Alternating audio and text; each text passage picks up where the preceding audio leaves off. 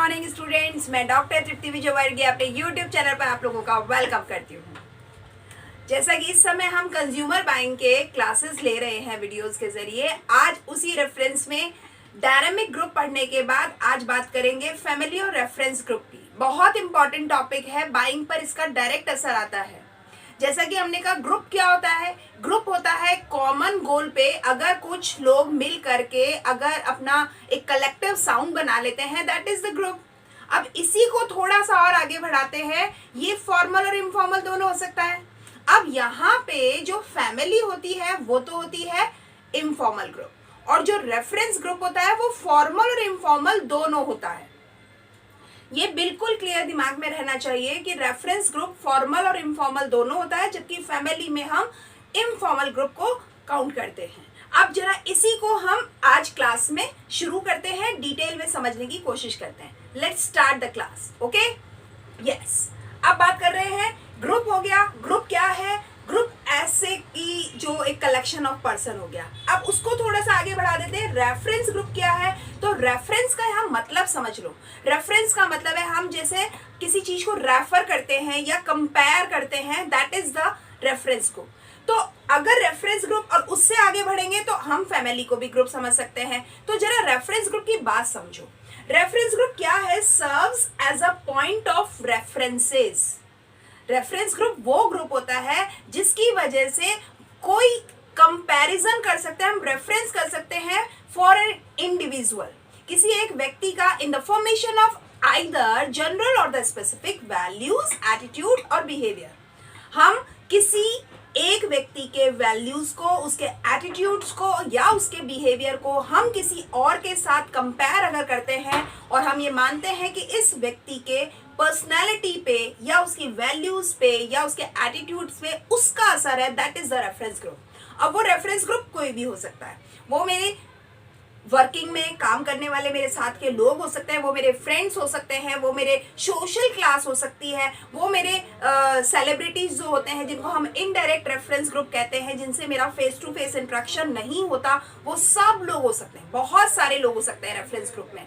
ठीक है, तो अब अगर ये बात समझ में आ गई तो रेफरेंस ग्रुप को थोड़ा सा हम आगे लेके जाते हैं। रेफरेंस ग्रुप कितने, इसमें क्या होता है? मेन फोकस क्या है? इन्फ्लुएंस का। इसका असर जबरदस्त आता है। तो जैसा कि मैंने बताया, टाइप्स कितने हो सकते हैं वो तो हम बात करेंगे ही कि ग्रुप्स के टाइप्स कितने होते हैं। जरा हम इन्फ्लुएंस कितने तरीके के हो सकते हैं वो जरा बात कर लेते हैं। किस किस तरीके का असर पड़ता है हमारे ऊपर उन रेफरेंस ग्रुप्स का। तो जरा ध्यान देखो, एक होता है इंफॉर्मेशनल इन्फ्लुएंस। इंफॉर्मेशनल इन्फ्लुएंस में क्या होता है? जिससे हमारे को कोई जब बस सूचना मिलती है, उस सूचना का असर हमारे मानस पर आता है और तब हम हमारा बिहेवियर चेंज करते हैं। That is the informational influence. इसकी वजह से हमारे परचेज डिसीजंस पर डायरेक्ट असर आता है। अगर मुझे कोई सूचना मिली कि पर्टिकुलर जो कोई प्रोडक्ट है वो बहुत खराब है, और अगर if I am going to buy that particular product, तो हो सकता है मैं रिजेक्शन में चली जाऊं, मैं उसको खराब मान लूं। क्यों?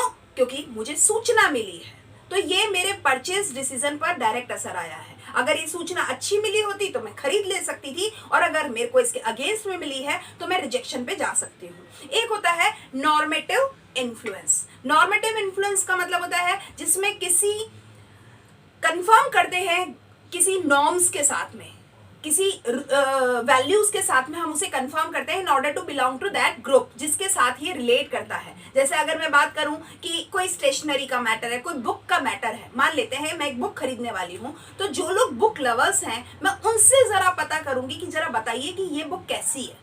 मतलब जो लोग उसको एक्सपीरियंस कर रहे हैं, उन नॉर्म्स को फॉलो कर रहे हैं, उन नॉर्म्स ग्रुप से मैं ये चीज की पता करके और तब मैं खरीदूं या नहीं खरीदूं।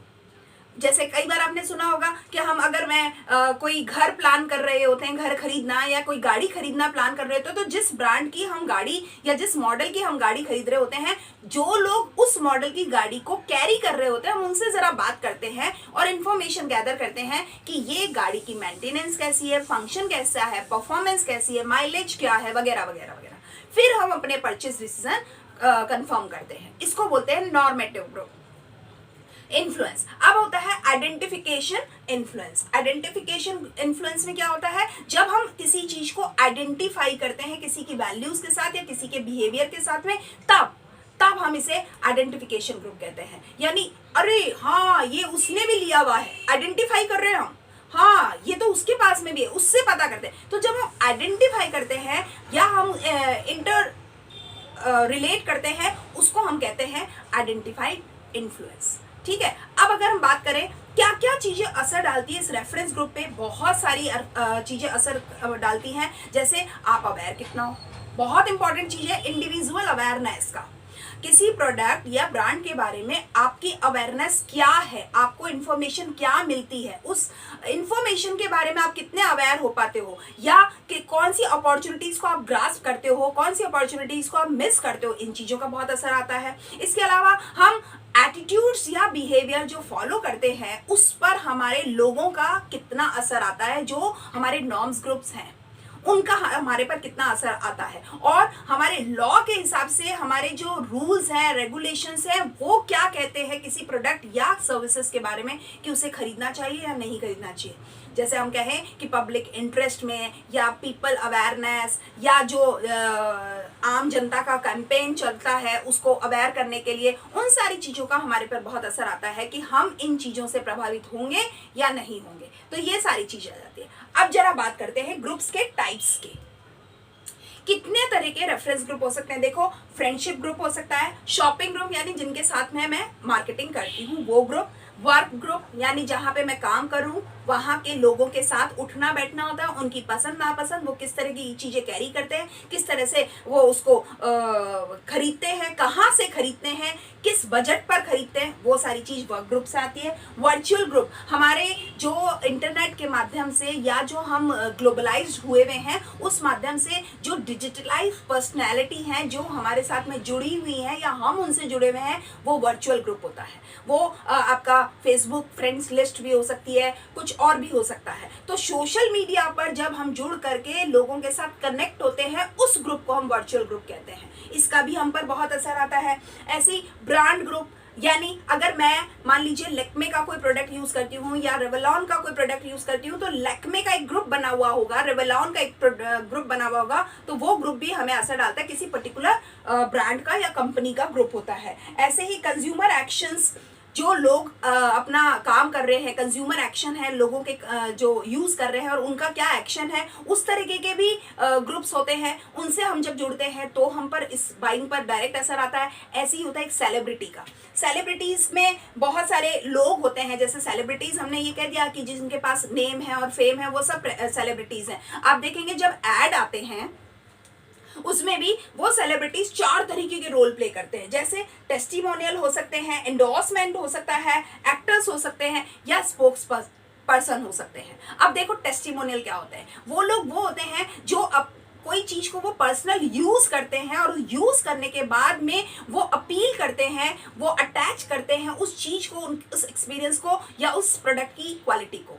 तब हमें लगता है ये ज्यादा रिलायबल है, उसको टेस्टिमोनियल सेलिब्रिटीज कहते हैं। एक होता है एंडोर्समेंट। एंडोर्समेंट में क्या होता है, वो अपना नाम उसके साथ जुड़वा देते हैं ताकि उसके बिहाफ पर मार्केट में उस प्रोडक्ट की डिमांड क्रिएट हो जाए, उसको एंडोर्स करना कहते हैं। अपना नाम उसमें जुड़वा दिया गया है। और एक्टर में क्या होता है, जो सेलिब्रिटी होता है वो उस एंडोर्समेंट में वो रोल प्ले कर रहा होता है, वो रोल प्ले कर रहा होता है या उस कैरेक्टर को प्ले कर रहा होता है, उसको बोलते हैं एक्टर्स सेलिब्रिटी। और एक होता है स्पोक्स पर्सन। स्पोक्स पर्सन में क्या होता है, वो ब्रांड को या कंपनी को ओवर बहुत लंबे टाइम तक वो अपना इमेज, अपना नाम या अपना सिग्नेचर वो उसे कैरी करने देता है over a period of time. इसको बोलते हैं स्पोक्स पर्सन। वो खुद नहीं है लेकिन उसका नाम बोल रहा है, उसका साइन बोल रहा है, उसका एक इमेज बोल रहा है, समझ रहे, वो नहीं बोल रहा है लेकिन उसकी ये चीजें बोल रही है, इसको बोलते हैं स्पोक्स पर्सन। तो इस तरीके के भी सेलिब्रिटीज होते हैं। अब जरा बात करते हैं, ये सारी चीज आ गई। अब हमें ये ये समझना पड़ेगा कि रेफरेंस ग्रुप का मार्केटिंग स्ट्रेटेजी पर किस तरीके से असर आता है, क्योंकि हम फैमिली का भी मार्केटिंग स्ट्रेटेजी समझेंगे और रेफरेंस ग्रुप का भी। तो रेफरेंस ग्रुप का बहुत जबरदस्त असर आ जाता है, क्योंकि रिकॉग्नाइज करना हो जाता है कि किसी सिचुएशन में कौन सा रेफरेंस ग्रुप का असर कितना आ रहा है। इससे मार्केटिंग स्ट्रेटेजी डेवलप करने में बहुत आसानी मिलती है। ऐसे ही कौन सा रेफरेंस ग्रुप सबसे ज्यादा इफेक्टिव होता है किस एज ग्रुप के साथ। जैसे अगर मैं कहूं कि जो टीनेजर्स होते हैं वो इनडायरेक्ट सेलिब्रिटीज से बहुत ज्यादा अटैच होते हैं, फ्रेंड सर्कल से बहुत ज्यादा अटैच्ड होते हैं, लेकिन जो मैच्योर पर्सन होते हैं वो वर्क ग्रुप से बहुत ज्यादा अटैच्ड होते हैं। उन्हें बहुत फर्क पड़ता है हम जिनके साथ उठते बैठते हैं, जिनके साथ हम खाते पीते हैं, काम कर रहे होते हैं, उसका बहुत असर आता है। ऐसे ही हम रेफरेंस ग्रुप के जरिए से हम आइडेंटिफाई कर पाते हैं कि एक प्रमोशन के लिए कौन सा वाला रेफरेंस ग्रुप ज्यादा इजी सही रहेगा, तो कौन से रेफरेंस ग्रुप के लिए हमें स्ट्रेटेजी में से यूज करना चाहिए प्रमोट करने के लिए। और ऐसे ही रेफरेंस ग्रुप को इंक्रीज करने के लिए ये एक बहुत अच्छा अटेम्प्ट प्रोवाइड करवाता है, ताकि कि किसी भी प्रोडक्ट या इमेज की जो छवि है वो मार्केट में डेवलप की जा सके। ये तो सारी बात हो गई रेफरेंस ग्रुप की। अब जरा बात करते हैं फैमिली की। फैमिली है क्या? देखो फैमिली क्या है, family has a dynamic sense. इसको आप छोटी मोटी बात नहीं मान सकते, एक डायनामिक सेंस है, बहुत ही मूवमेंट है इसमें। और एक बात याद रखना, हम जनरली ये कह देते हैं फैमिली में जब हम अपने ब्लड रिलेशन के साथ में कोई रिलेशन मेंटेन करते हैं और एक बॉन्डिंग क्रिएट हो जाती है, एक लव अफेक्शन हो जाता है, उसको हम कहते हैं फैमिली। एक शब्द याद रखो, नॉन ब्लड रिलेशन भी तो मेंटेन होता है। एक लड़की जब शादी होकर के एक लड़के के साथ उसकी फैमिली का पार्ट बन जाती है तो वो नॉन ब्लड रिलेशन से आई है, और उसके बाद वो उसी फैमिली के उस ऑर्गेनाइजेशन के नॉर्म्स को अपना लेती है और वो अपने आप को भी उसका एक हिस्सा बना लेती है। That is also a family. तो हमें ये समझ में आना चाहिए कि फैमिली एक डायनामिक सेंस है जिसमें मोस्ट बेसिक सोशल ग्रुप होता है। किसी भी सोसाइटी का सबसे ज्यादा जो आधारभूत कहना चाहिए मजबूत एक सोशल ग्रुप है, दैट इज द फैमिली। तो फैमिली में ब्लड और नॉन ब्लड का, अफेक्शन का, लव का, ये सारे रिलेशन जब मेंटेन होते हैं और उसके साथ एक बॉन्डिंग और सीमेंटिंग डेवलप हो जाती है लोगों की आपस में, दैट इज द फैमिली। तो ये फैमिली क्या होती है ये समझना बहुत जरूरी है। इसमें लोग एक दूसरे के साथ रहते हैं, लिव टुगेदर एंड इंटरैक्ट। वो अपनी इंडिविजुअल और म्यूचुअल नीड्स को सेटिस्फाई करते हैं, ये खास चीज है। हम फैमिली में हम केवल अपनी पर्सनल नीड्स नहीं सेटिस्फाई करते, हम अपनी और अपने साथ के लोगों की, कभी कभी हम अपने फादर के लिए कुछ करते हैं, कभी फादर हमारी फैमिली के लिए कुछ कर रहे हैं, कभी बेटा माँ के लिए कुछ कर रहा है, कभी माँ फैमिली के लिए कुछ कर रही है। तो वहां पे म्यूचुअल नीड्स है, म्यूचुअल सेटिस्फैक्शन है, इंटरेक्शन है। तो ये जो चीज है वो फैमिली का एक पार्ट होता है। अब समझो कि फैमिली के फंक्शंस क्या है। बहुत सारे फंक्शंस होते हैं। जैसे अगर आप बात करोगे ना तो फैमिली भी बहुत तरीके की भी हो सकती है। जैसे न्यूक्लियर फैमिली होती है, न्यूक्लियर फैमिली में हम केवल माँ बाप और बच्चा, बस इतना ही होता है, कोई ग्रैंड पेरेंट्स नहीं, कोई चाचा दादी काका बाबा कुछ भी नहीं। ऐसे ही अगर हम बात करें एक्सटेंडेड फैमिली, एक्सटेंडेड फैमिली में थोड़ा सा बड़ा होता है जिसको अपन जॉइंट फैमिली भी कह सकते हैं, या 2-5 भाई मिलकर के एक साथ ही एक जगह पर रह रहे हैं, दैट इज एक्सटेंडेड फैमिली, बड़ी फैमिली। उसमें यह भी हो सकता है एक ही पेरेंट्स के बहुत सारे बच्चे हों, या एक पेरेंट के साथ में दूसरे 2-3 पेरेंट और साथ में रह रहे होते हैं, तो वो एक्सटेंडेड फैमिली होता है। और एक फैमिली ऐसी होती है जहां पे मैरिज का कोई प्रोविजन नहीं होता। हर देश में अपना एक कल्चर होता है और इस कल्चर के हिसाब से फैमिली के फॉर्मेशंस चेंज होते रहते हैं। अगर मैं बात करूंगी यूएसए की, तो यूएसए में मैरिज को इतनी तवज्जो नहीं दी गई है, ना ही कोई फर्क पड़ता है कि हमारे बच्चे हों तो ही हम फैमिली कहलाएंगे। उनका कंसेप्ट ही अलग है। बिना मैरिज के भी रह सकते हैं, इवन बिना मैरिज के बच्चे भी हो सकते हैं, या मैरिज हो गई पर बच्चे नहीं हो तब भी चलेगा। हमारे इंडिया में ये कल्चर थोड़ा सा चेंज है। हमारे यहाँ पे एक प्रोसेस चलता है जिसको मैं अभी आगे बताऊंगी कि फैमिली किस तरीके से फॉर्मेशन में आती है। तो वो एक पर्टिकुलर फॉर्मेशन है। हालांकि ये मैं बता दूं कि ये एक ट्रेडिशनल फॉर्मेशन है।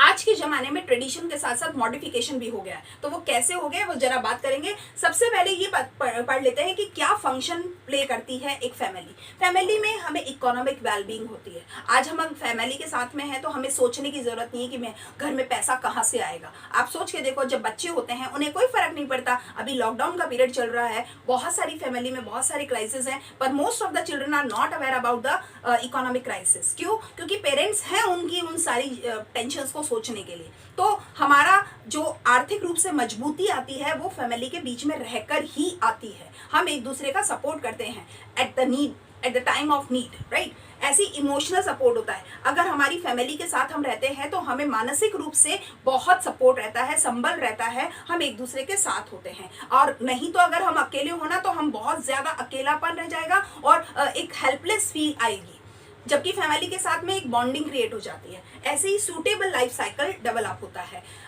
जिस देश में, जिस कल्चर में, जिस सोसाइटी में हम रहते होते हैं, वैसा एक फैमिली का एक कल्चर, एक लाइफ साइकिल डेवलप हो जाता है। वो कैसे होता है वो समझो। अगर मैं कहूँ ट्रेडिशनल लाइफ साइकिल है तो ट्रेडिशनल लाइफ साइकिल में 5 तरह की स्टेजेस होंगी। कौन कौन से स्टेजेस होंगी? एक होता है बैचलरहुड, जब आपकी शादी नहीं हुई है, नॉन मैरिड स्टेटस है आपका, तो उसको हम बैचलरहुड कहते हैं। स्टेज सेकंड में आते हैं हनीमूनर्स, यहाँ शादी हो गई है और अभी स्टार्टिंग पीरियड जो 1, 2, 3 साल का होता है वो पीरियड चल रहा है, दैट इज द हनीमूनर्स। मतलब एक दूसरे के साथ में एक लव वाला, रोमांस वाला लेवल चल रहा होता है। वहां पे बच्चा नहीं है, कोई एक्सटेंशन ऑफ फैमिली नहीं है, that is the honeymooners. Stage third आती है पेरेंटहुड। अब बच्चे हो गए हैं, थोड़ी जिम्मेदारियां बढ़ गई हैं, अब उस बच्चे के प्रति अपनी जिम्मेदारी कह लो या इकोनॉमिक लेवल को हाई करने का एस्पिरेशन वो सारा बढ़ जाता है, दैट इज थर्ड स्टेज, जिसको अपन पेरेंटहुड कहते हैं।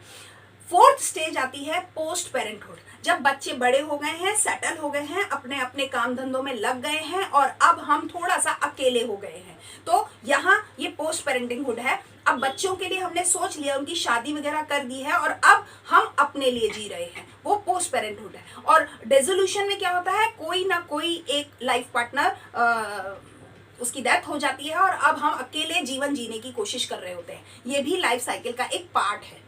तो हमारे इंडिया में ट्रेडिशनल लाइफ साइकिल है, हम बच्चे होने से लेकर के बुजुर्ग होने तक की ये 5 स्टेजेस को हम फॉलो करते हैं। पर इट इज नॉट नेसेसरी कि ये हमेशा ऐसी स्टेजेस को हम फॉलो ही करें और 1 बाय 1 हम एक के बाद एक में जाएं। आज का जमाना बदल रहा है, समय बदल रहा है, तो इसमें क्या है, मॉडिफिकेशन हो गया लाइफ साइकिल में, जो नॉन ट्रेडिशनल फॉर्म कहा जा सकता है। नॉन ट्रेडिशनल यानी जिसमें हम ये 5 स्टेज में नहीं जा रहे हैं, किसी भी तरीके से कुछ भी हो सकता है। यानी हो सकता है हम बिना शादी के ही पेरेंट बन जाएं, हो सकता है हम केवल शादी करें, या हो सकता है हम शादी ही ना करें मगर हम शादी वाले स्टेटस को फॉलो करें, जिसको अपन लिव इन रिलेशनशिप कहते हैं। और आजकल तो कई लोग सिंगल पेरेंट बन रहे हैं, मतलब शादी की भी जरूरत नहीं, हम किसी के साथ भी नहीं रह रहे हैं, किसी बच्चे को अडॉप्ट कर लिया और हम बड़े इजीली लाइफ को परस्यू कर रहे हैं। तो ये आज जो स्थिति है, इसको हम कह सकते हैं मॉडिफिकेशन है ये लाइफ साइकिल का। तो इसको हम ट्रेडिशनल के साथ में मैच नहीं कर सकते। अगर इसमें कोई उलट पुलट हुआ है तो हम ये मान लेते हैं ये मॉडिफिकेशन लाइफ साइकिल है, राइट। अब जरा आगे की बात करते हैं। जब मॉडिफिकेशन भी पढ़ लिया और ट्रेडिशनल भी पढ़ लिया तो बहुत ज्यादा फर्क पड़ता है कि कौन कौन से रोल्स होते हैं जो एक फैमिली प्ले करती है। फैमिली की वजह से हमारे पास में बहुत सारी भूमिकाएं बदलती हैं। 8 तरह के रोल प्ले करती है एक फैमिली। हम एज अ कंज्यूमर 8 तरह के रोल्स में अपनी फैमिली मेंबर्स को पाते हैं। कौन कौन से रोल्स हो सकते हैं, जैसे देखिए, influencers, gatekeepers, deciders, buyers, preparers, users, maintainers and disposers. अब समझो कैसे। जब इन्फ्लुएंसर्स की बात करते हैं तो जब हमारे फैमिली के मेंबर में से किसी वजह से किसी से हमें सूचना मिलती है और हम उस वजह से कोई प्रोडक्ट या सर्विस को खरीदते हैं, दैट इज इन्फ्लुएंसर्स। जैसे बच्चे ने फादर को कहा, अरे पापा आप अब इस मॉडल की घड़ी खरीद रहा अपने लिए या इस ब्रांड के शूज खरीदना अपने लिए, तो ये इन्फ्लुएंसर्स है। वो बच्चा इन्फ्लुएंसर है, वो सूचना दे रहा है कि ये वाला मॉडल या ये वाला ब्रांड खरीदना है। फादर को इसके बारे में कोई अवेयरनेस नहीं थी, बजट था पर अवेयरनेस नहीं थी मार्केट की। तो इन्फ्लुएंसर कौन हुआ? वो बच्चा जो कि अब यंग हो रहा है, बड़ा हो रहा है और उसको अब मार्केट की नॉलेज है, किस तरीके की चीजें चल रही हैं या लोग कैसी ट्रेंडी चीजें पहनते हैं, तो वो भी चाहता है उसके फादर ऐसी चीजें पहने, तो उसने इन्फॉर्मेशन दी। अब गेटकीपर कौन होता है? वो व्यक्ति, घर का वो व्यक्ति जो इन्फॉर्मेशन के फ्लो को कंट्रोल करता है। क्या बात हमारे घर में होंगी, किस तरह की बातें होंगी, किस तरह की बातें हमारे घर में नहीं होंगी, किस तरह के प्रोडक्ट हमारे घर में आएंगे, किस तरह के नहीं आएंगे। जैसे एक बहुत जनरल सी एग्जांपल देती हूँ, कई घरों में जो नॉन वेजिटेरियन है वहां पे अंडा लाना घर में मना है। तो क्यों? क्योंकि हमारी दादी ने कह रखा है कि अंडा घर में नहीं आएगा, आप खाओ चाहे नहीं खाओ, मार्केट में खा के आओ, फ्रेंड्स के खा के आओ, पर घर में अंडा नहीं बनेगा, घर में अंडा नहीं आएगा। कुछ लोग कहते हैं ठीक है घर में अंडा आ सकता है, बनेगा नहीं, रसोई में नहीं जाएगा। कुछ लोग कहते हैं ठीक है बन सकता है, रसोई में नहीं बनेगा। तो ये जो चीजें, जो कंट्रोल ऑफ इंफॉर्मेशन है, that is the gatekeeper. ये रोल होता है हमारे घर में, किसी ना किसी व्यक्ति का गेट कीपर का रोल होता है। एक होते हैं डिसाइडर्स, जो ये तय करते हैं कि क्या चीज कब होगी।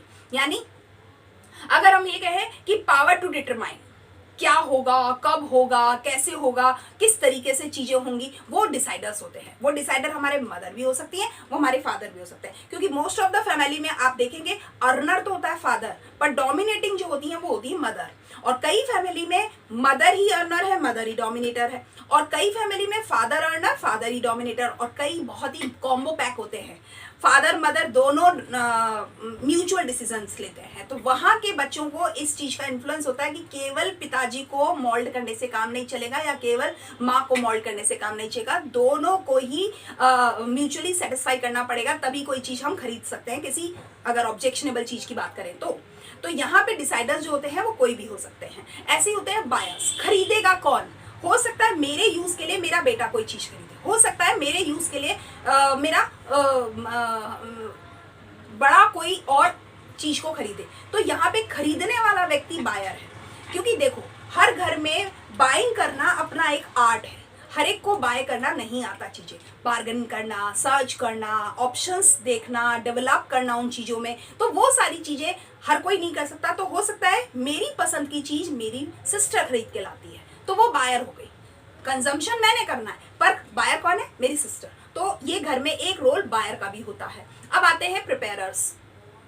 प्रिपेयर्स क्या होते हैं? जो कि ट्रांसफॉर्म करते हैं प्रोडक्ट को किसी भी सूटेबल या कंपैटिबल किसी चीज को यूज करने के लायक बनाने के लिए। तो जो फैमिली मेंबर्स हैं उसको जैसे अगर मान लीजिए आज दूध आया, तो दूध से अगर हमें दही बनाना है, दही खाएंगे, दही खाने के लिए दूध आया, तो दूध तो दही नहीं है ना, और दूध अपने आप दही बनेगा नहीं। तो दूध के लिए दही जमाने की जो प्रोसेसिंग करनी है वो आपकी मदर या आपके घर की जो भी फीमेल या आप खुद, कुछ भी हो सकता है, मैं फीमेल की बात नहीं कहूंगी, कोई भी हो सकता है, वो इसके प्रिपेयरर है।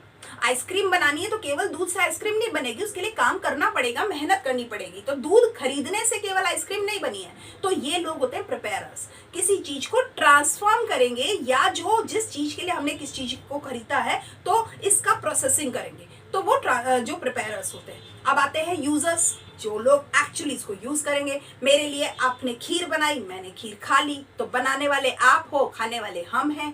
तो ये है यूजर्स, जिन चीजों को कंजम्पशन कह लो या यूजिंग कह लो, जो लोग यूज करते हैं उसको हम कहते हैं यूजर्स। जैसे अगर मेरे लिए चाय कॉफी आप अगर बनाते हो तो मैं यूजर, ये हो गए यूजर जो कि कंज्यूम करेंगे किसी पर्टिकुलर प्रोडक्ट को या सर्विस को। आगे बात करते हैं मेंटेनेंस, इसका रख रखाव हर एक के बस की बात नहीं होता, हर एक के बस की बात नहीं है रख रखाव, वो केवल अच्छे से रखने वाले लोग ही मेंटेन कर सकते हैं। क्योंकि चीज को खरीदना जितना मुश्किल नहीं है, मेंटेन करना बहुत मुश्किल होता है। तो हर एक फैमिली में कोई ना कोई ऐसा मेंबर होगा जो किसी सर्विस प्रोडक्ट के लिए रिपेयरिंग को देखना है कि कब रिपेयर करना है, इसको कब कैसे पैक करके रखना है। जैसे अगर सीजन ऑफ हो रहा है तो किसी प्रोडक्ट को हमें पैक करके रखना है, अगर उसका सीजन आ गया तो उसको निकालना है। सिंपल बात है, जैसे विंटर के टाइम पे वूलन्स को हम निकाल रहे हैं तो उसको निकालना है, बाद में उसको रखना है, पैक करके रखना है, अच्छे से रखना है ताकि नेक्स्ट सीजन तक वो खराब ना हो। ये सारी चीजें जो करते हैं वो है मेंटेनर्स। और एक होते हैं डिस्पोजर्स, जो ये देखेंगे कि कोई चीज अगर खराब हो रही है या यूजलेस हो गई है या काम नहीं आती है, किसी को दे देनी चाहिए या स्क्रैप में डाल देनी चाहिए या बेच देनी चाहिए या हटा देनी चाहिए, व्हाटएवर, इस चीज को अगर जो लोग डिस्पोज करने का जो लोग काम करते हैं, दैट इज द डिस्पोजर। हमारी फैमिली में ये लोग भी बहुत इंपॉर्टेंट है और ये इनिशिएट करते हैं किसी चीज को डिस्पोज करने में। वरना तो चीजें पड़ी है, कोई फर्क नहीं पड़ रहा, पड़ी है, काम आए तो ठीक, नहीं काम आए तो भी ठीक। हमारी अलमारी में बहुत सारे कपड़े पड़े हैं, पर हमें ये वही नहीं है कि हम नहीं पहनते, ये तो पता है, पर अब नहीं पहनते तो इनका करना क्या है ये हम सोचने की जरूरत नहीं समझते। ये हमारी मदर देखती है, तो वो डिस्पोजर है। इस तरह से फैमिली में अलग अलग रोल प्ले किए जाते हैं। तो जो इस तरीके की चीजें हैं ये हमें समझ में आना चाहिए। तो इस फैमिली के लिए भी मार्केटिंग स्ट्रेटेजी बनाई जाती है। वो क्या होती है वो समझो। जैसे रेफरेंस ग्रुप की मार्केटिंग स्ट्रेटेजी पर असर आता है, बिल्कुल फैमिली का भी आता है। तो फैमिली लाइफ साइकिल से किसी भी मार्केटर को किसी प्रोडक्ट का सेगमेंटेशन करने में या पोजीशनिंग करने में बहुत ज्यादा फायदा मिलता है कि किस तरीके की फैमिली कल्चर है यहाँ पे, कैसा सोशल क्लास है यहाँ पे, लोग किस तरीके से अपने बड़ों की बात को मानते हैं, अपने पेरेंटहुड को कैसे निभाते हैं। वरना जैसे अमेरिका में चले जाओ, कोई फर्क नहीं पड़ता, बच्चे ने खाना खाया तो ठीक है, नहीं खाया तो ठीक है, पेरेंट्स को कोई फर्क नहीं पड़ रहा, तो आप पेरेंट्स के जरिए बच्चों को कन्विंस नहीं कर सकते। लेकिन इंडिया में इमोशनली ये चीज़ें अटैच्ड होती है, तो आप ये चीज़ों को डायरेक्ट कनेक्ट कर सकते हो, तो सेगमेंट भी कर सकते हैं, प्रोडक्ट की पोजीशनिंग भी कर सकते हैं फैमिली के जरिए। इसी तरीके से हम रिकॉग्नाइज कर सकते हैं कि किस तरीके से डाइवर्स कंजम्पशन बढ़ाया जा सकता है किसी भी फैमिली में। आप देखो, पहले चॉकलेट हुआ करती थी, बच्चों के नाम से जानी जाती थी कि चॉकलेट तो बच्चों के खाने की चीज़ है, पर आजकल चॉकलेट तो सेलिब्रेशन का एक फॉर्म है। अगर आप सेलिब्रेट करना चाहते हो तो why not with a chocolate. तो ये चीज़ है, तो चॉकलेट तो रोमांस के टाइम पे भी यूज़ हो रही है, बच्चे के उसमें भी यूज़ हो रही है, और एक फादर और मदर के बीच में जो एक रिलेशन मेंटेन हो रही है उसमें भी चॉकलेट यूज़ हो रही है। एक फादर और सन के बीच में भी एक रिलेशन मेंटेन हो रहा है, या एक लव अफेक्शन बॉन्डिंग क्रिएट हो रही है, वहाँ पे भी चॉकलेट दी जा रही है। तो चॉकलेट का जो मार्केट है उसका डाइवर्स कंजम्पशन बहुत ज़बरदस्त हुआ है ना। इसी तरीके से डायनामिक जो डिसीजन मेकिंग होनी होती है उसमें भी हम फैमिली को बहुत यूज़ करते हैं। जैसे हम बताएं कि इंडिया में होता है, अगर आप किसी एड के ज़रिए या किसी कैंपेन के ज़रिए ये समझाते हो कि हस्बैंड वाइफ मिल करके अगर एक म्यूचुअल डिसीजन लेते हैं तो इसका असर डायरेक्ट बच्चों की अपब्रिंगिंग पर पड़ता है, और एक अच्छी स्ट्रॉन्ग बिल्डिंग होती है उनकी पर्सनैलिटी की। तो इस तरीके से भी हम फैमिली को यूज़ करके, हम उस कल्चर को यूज़ करके, और इसको हाथों हाथ लिया जा सकता है एक प्रोडक्ट को बेचने में, राइट। इसी तरीके से हम कंज्यूमर के सोशलाइज्ड रोल को समझ करके हम अपन फैमिली के जो रोल्स हैं उनको यूज़ कर सकते हैं, और अपने प्रोडक्ट को या सर्विस को मार्केट में एस्टैब्लिश करवा सकते हैं। इसी तरीके से जो फैमिली का नेचर बदल रहा है, आज लोग लिव इन में भी आराम से रह रहे हैं, आज लोग सिंगल पेरेंट भी बन रहे हैं, उस तरीके की चीज़ों में हमें बदलाव के लिए भी हम इसको यूज़ करके अपने प्रोडक्ट या सर्विसेज को बेच सकते हैं। जिन प्रोडक्ट्स को पहले इंडिया में बेचना इतना आसान नहीं था, आज सिर्फ वो माहौल पर्सोना क्रिएट करके भी आज चीज़ें मार्केट में लॉन्च की जा रही है और उसे बेचा जा रहा है। तो इस तरीके से फैमिली और रेफरेंस ग्रुप का इंटरकनेक्शन एक कंज्यूमर पर आता है, और इसी चीज को एक मार्केटर समझता है और उसके जरिए अपने प्रोडक्ट को या सर्विसेज को एस्टैब्लिश करता है। तो आज की क्लास के लिए इतना ही। पूरी उम्मीद करती हूँ आज का ये डिटेल जो क्लास है, लेक्चर है, ये आपको समझ में भी आया होगा, पसंद भी आया होगा, और इस कंसेप्ट को क्लियर करने में आपको हेल्प भी मिलेगी। Thank you for keep watching my videos regularly. अगर आपको कोई भी चीज पसंद आती है, कोई सजेशन होता है, please right in comment box. I always reply your comments. Thank you.